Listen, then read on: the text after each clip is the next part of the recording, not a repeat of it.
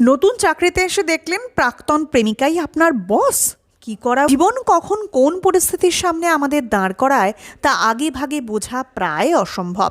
তাই ভাগ্যের পরিহাসে এমনটা হতেই পারে যে আপনার প্রাক্তন প্রেমিকা, যার সঙ্গে তুমুল ঝগড়া ঝামেলার পর ব্রেকআপ হয়েছিল, একদিন দেখলেন সেই প্রেমিকাই আপনার অফিসে বসের আসনে বসে রয়েছে।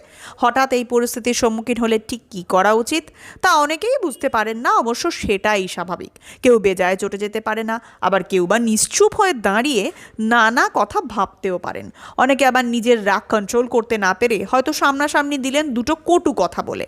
তবে এই অবস্থায় মাথা ঠান্ডা রাখাটাই বুদ্ধিমানের কাজ। আর তারপর ঝটপট এমন পরিস্থিতি সামলাতেই কয়েকটা টোটকা মেনে চলতেই পারেন। ব্যাস, তাতেই খেলা ঘুরে যেতে পারে। মনে রাখবেন, অফিসের অন্য কর্মচারীর থেকে এই সময় বসের নজর আপনার উপর থাকবে বেশি। তাই আপনি নিজের কাজটা ঠিক মতো করে যেতে পারলেই প্রাক্তন প্রেমিকা আপনার পেশাদারিত্ব নিয়ে প্রশ্ন তোলার কোনো সুযোগই পাবেন না। আর এটাই হলো আপনার সব থেকে বড় জয়।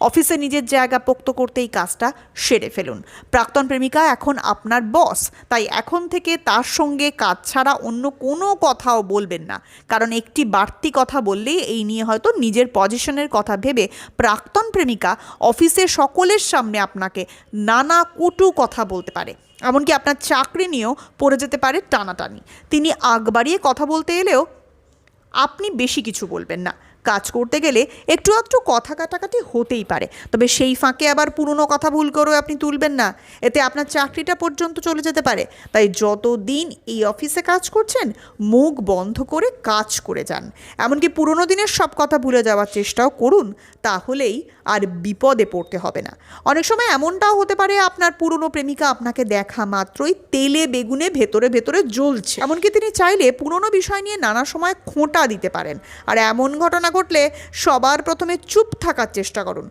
তবে সম্ভব না হলে তাকে বুঝিয়ে বলুন আপনি যে সেই পুরনো দিনের কথা ভুলে জীবনের পথে অনেকটাই এগিয়ে এসেছেন, তা তাকে বুঝিয়ে বলুন। বস হলেও তিনিও কিন্তু সবার কাছে অপমানিত হতে পারেন, তাই তিনিও নিজেকে বদলে নেবেন। তবে পরিস্থিতি যদি দিনের পর দিন খারাপের দিকেই যেতে থাকে, তাহলে আর এই অফিসে কাজ না করাই সব দিক থেকে মঙ্গল। বরং নতুন একটা চাকরি খুঁজে নিন। আর এবার কাজটা পেয়ে গেলেই রেজিগনেশন দিয়ে বেরিয়ে যান। এই কাজটা করলেই আপনার মান বেঁচে যাবে।